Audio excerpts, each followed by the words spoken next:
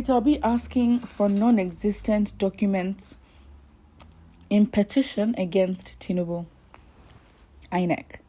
Some documents requested by the presidential candidate of the Labour Party, Peter Obi, to be presented as exhibits at the Presidential Election Tribunal are non-existent.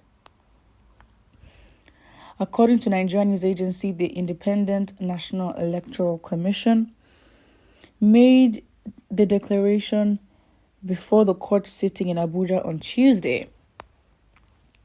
Obi and the Labour Party are challenging the February 25th election of President Bola Tinubu before the court in a petition marked CAP EPC 03-2023. Respondents in the petition are Inec, President Tinubu, Vice President Kashim Shettima, and the All Progressives Congress.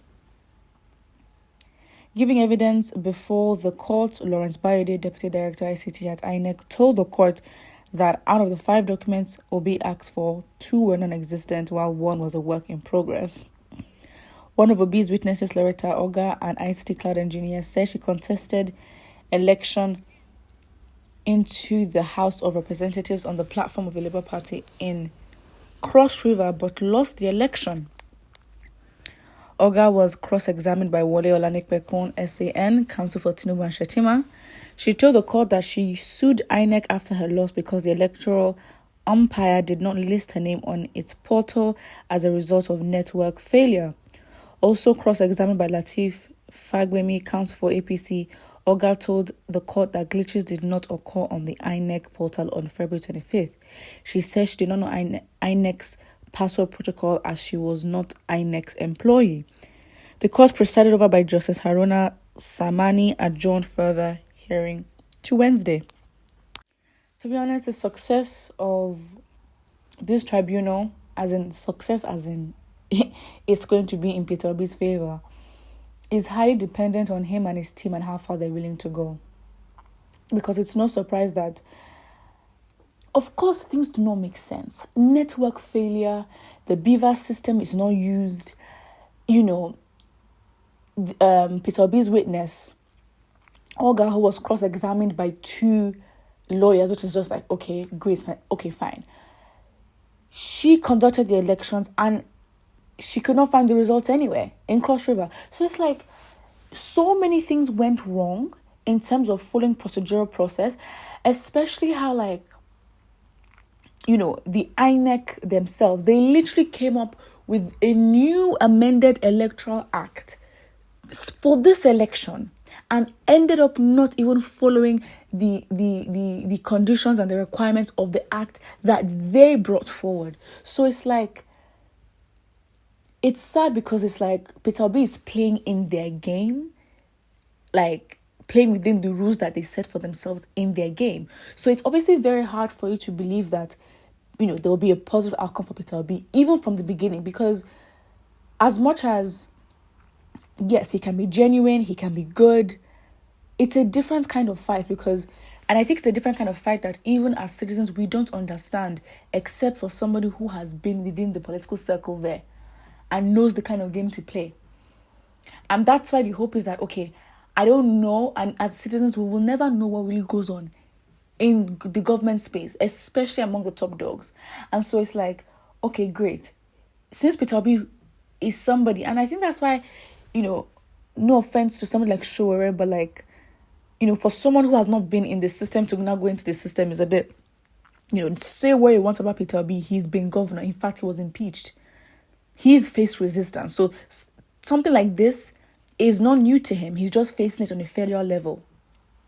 But I think that if there's to be a positive outcome from this, there needs to be a different level of doggedness and fight, and also composure, and not lacking compromise, because Peter Obi has set himself apart to a point where anything he does that is just out of character by 1 centimeter is floodgates of whatever, because the people that are really against him and do not want him to win is a lot. And I think, to be honest, it is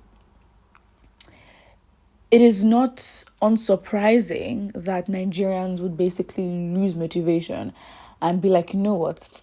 Listen, there's no point for all this in the first place. And I genuinely think so. So again, it's no surprise that Nigerians, because it's like the actual presidential candidate is in court, and the presidential candidate he's fighting against is already in office and making decisions already. He's gone to work. So for me, it's just like, I don't see the point. And I think obviously that's the whole reason why, the government will try to frustrate your efforts, because it's basically a tactic to make you feel stupid as to why are you, like, sir, why are you doing this?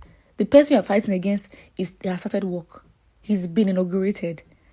So it's like, if Inec could have gone past all these defects, all these mishaps, all these things, bypass them, and then allow for the inauguration when they did not have solid facts and solid information and data to prove by voting and by metric that Tinubu won, then come on.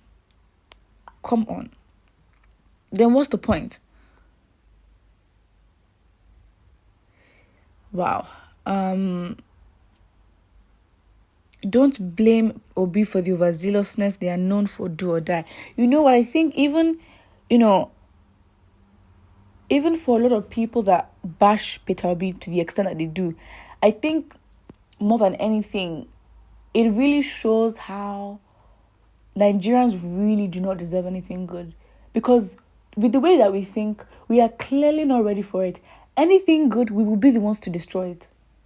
And I think that's why, when people say, the government is not the problem, it's the people. It's not that. I think the government has a major role to play. Excuse me, you cannot be out here milking and raping the country of its resources and you now think you have no responsibility. Absolutely not. But for something to be sustained over a period of time, when you look at a society and a way of life, our culture, our people, the culture of a people is really down to their thinking. Because it's their thinking that influence their way of life. And with the way that we are, and obviously with the government and the way we've been conditioned as well to, disorderliness, poverty, crime, competition, selfishness, it's like, it's no surprise how Nigerians act. I don't even think we believe that we deserve anything good. And I think that's sort of the mental, like, this whole thing for good governance. I think if the people don't change their thinking, because if the people genuinely think they have a right to be treated like normal citizens who deserve respect in their own country, it would never last long, and we would be the ones to hinder our progress. And that's how I'm like, you know what? The change that we're all shouting for, we are not even ready for it. Please put what you think about it in the comment section below, and don't forget to like and subscribe.